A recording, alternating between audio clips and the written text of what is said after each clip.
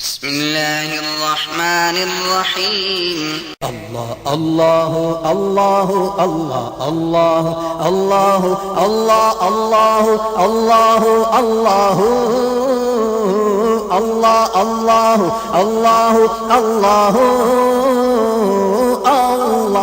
الله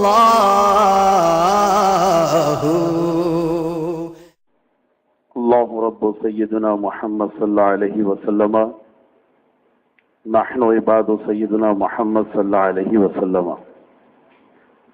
کسی خطبے کے تکلف کے بغیر، کیونکہ ایک وقت بھی کافی ہو گیا، مجھے پہلے حاضر ہونا تھا. میں معذرت چاہتا ہوں کیونکہ آج میرا بالکل رابطہ نہیں ہوا منتظمین سے، تو میں یہی سمجھا کہ حالات کی خرابی کے باعث شاید پروگرام پوسٹ پونڈ ہو گیا ہے. مجھے یہ حکم دیا گیا تھا کہ مہاجر کون اس عنوان پر خطاب کرنا ہوگا، اور آپ اور ہم جانتے ہیں کہ مہاجر اسے کہتے ہیں کہ جو ہجرت کرتا ہے، اور ہجرت کا معنی ہے ترک کرنا، یعنی کسی بھی شے کو، کسی بھی چیز کو چھوڑ دینا. یہ لغوی معنی ہے، اور اس کا اصطلاحی معنی یہ ہے کہ اللہ تبارک و تعالی کے دین کی خاطر اپنے اندر انقلاب برپا کرنا، یہ بھی ہجرت ہے، اور ایک علاقے سے دوسرے علاقے کی طرف نقل مکانی کر جانا، وہ بھی ہجرت ہے. علماء اسلام نے ہجرت کی 5 مختلف اقسام بیان کی ہیں. یعنی احوال کا تغیر، یہ بھی ہجرت کہلاتا ہے کہ کوئی دین اسلام سے دور تھا، اب قریب آ گیا، یہ بھی ہجرت ہے. اور شدائد اور مصائب کے پیش نظر اپنے دین پر عمل کرنے کو آسان بنانے کے لیے مشکل جغرافیہ سے، مشکل حالات سے نکل کر کسی دوسری جانب چلے جانا، یہ بھی ہجرت ہے.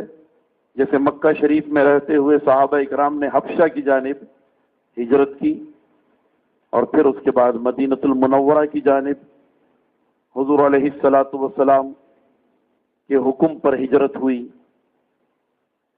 اور اسی طرح ہجرت کی ایک قسم یہ بھی ہے کہ جو قرب قیامت میں تمام اہل ایمان حضرت ابراہیم خلیل اللہ علیہ الصلاۃ والسلام نے کنعان سے شام کی طرف ہجرت فرمائی تھی، تو حضرت ابراہیم علیہ السلام کی جگہ پر سارے اہل ایمان جمع ہو جائیں گے. حضرت امام مہدی کا ظہور بھی دمشق سے ہے، اور حضرت عیسیٰ علیہ الصلاۃ والسلام ان کا نزول بھی وہیں پر ہے، تو اسے بھی علماء شریعت اسلامیہ نے ہجرت کا نام دیا ہے. تو اس طرح ہجرت کی یہ مختلف اقسام ہیں. رسول اکرم صلی اللہ تعالی علیہ وآلہ وصحبہ بارک وسلم نے ارشاد فرمایا کہ اللہ تبارک و تعالی کے راستے میں جو شخص اپنے آبائی علاقے کو چھوڑتا ہے، آسائش کو، اپنی نشانیوں کو، اپنے گھر اور گھر کی ساری متاع کو، ساز و سامان کو، تو اللہ تبارک و تعالیٰ کے لیے یہاں اس کے لیے بڑا اجر ہے. بڑا اجر ہے. اور حضور علیہ الصلوۃ والسلام نے یہ بھی فرمایا کہ جو مسلمان ہو جاتا ہے تو اگر اسے یہ حکم مل جائے کہ ہجرت کرنا اس پر فرض ہے تو اس کے بعد اسے دار الکفر میں اور دار الحرب میں ٹھہرنے کی اجازت نہیں ہے. لازم ہے کہ وہ وہاں سے ہجرت کر جائے. لیکن اگر کوئی پابند سلاسل کر دیا جائے اور وہ ہجرت نہ کر سکے تو اس کے لیے رعایت ہے، لیکن یہ رعایت اس وقت تک ہے، یہ رخصت اس وقت تک ہے جب تک ایسے حالات اور ایسے مواقع نہ بن جائیں کہ پھر وہ باقاعدہ ہجرت پہ عمل کر لے. اس وقت تک وہ یقیناً مستثنا رکھا جائے گا. جیسے مدینۃ المنورہ میں 5 اسلام کے داعی ہجرت نہ کر سکے اور مکہ شریف میں رہ گئے. اسلام کے داعی تھے وہ 5. ان میں سے 3 وہ تھے جنہوں نے یہ کہا کہ ہجرت ضروری نہیں ہے، ہم یہاں اللہ کے گھر کو چھوڑ کر نہیں جانا چاہتے، بیت اللہ شریف میں رہیں گے. اور 2 افراد وہ تھے کہ جنہیں ان کے عزیز و اقارب نے، ماں باپ نے زنجیروں میں جکڑ کر کے کمرے میں بند کر دیا تھا. تقریباً 1 سال 1.5 سال اسی طرح وہ زنجیروں میں جکڑے رہے، یہاں تک کہ 2 ہجری 17 رمضان جب غزوہ بدر کا معرکہ پیش آیا تو پھر یہ 5 کے 5 مشرکین کے ساتھ مل کر غزوہ بدر، میدان بدر میں پہنچے غزوہ بدر کے لیے.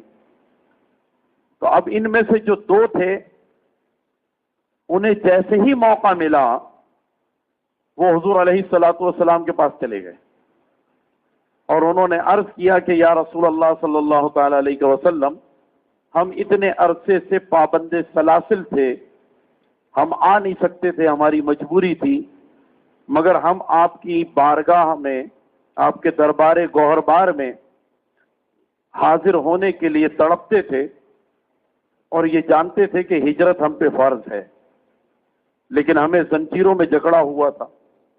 اب آزادی مل گئی ہے تو ہم آپ کے ساتھ ہی رہیں گے. چنانچہ وہ پھر واپس مکہ شریف نہیں گئے، وہ مدینۃ المنورہ میں رہ گئے. اور وہ جو 3 تھے، ان 5 میں سے 2 کا حال یہ ہے اور 3 کا حال یہ رہا کہ انہوں نے ارتداد کر دیا، یعنی دین اسلام قبول کر کے پھر واپس لوٹ گئے.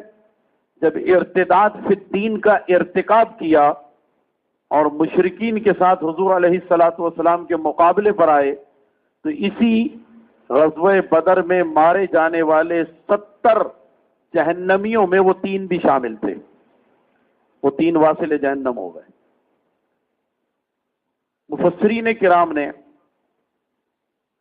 اس کی بڑی وضاحت کی ہے، محدثین نے بھی وضاحت کی ہے کہ جب اللہ تبارک و تعالی کی جانب سے یہ حکم آ گیا تھا اور ہجرت سے متعلق جو احکامات ہمیں قرآن مجید میں ملتے ہیں تو اس میں یہ بات واضح طور پر اللہ سبحانہ و تعالی عز و جل نے فرما دی کہ ان کے لیے جائز نہ تھا کہ یہ اپنے گھر میں بیٹھے رہتے اور کوئی ہیلا یا بہانہ مکہ میں رہنے کا تلاش کرنا اور رسول اللہ علیہ الصلوۃ والسلام کے پیچھے پیچھے نہ چلنا، یہ ان کے لیے جائز نہ تھا. پیچھے چلے جانا چاہیے تھا، مکہ میں ٹھہرنے کی اجازت نہیں تھی. اور مفسرین کرام یہ کہتے ہیں کہ گویا اللہ تبارک و تعالی نے یہ سرزنش فرمائی کہ تمہارے لیے یہ جواز کہ ہم بیت اللہ شریف کی وجہ سے مکہ میں ہیں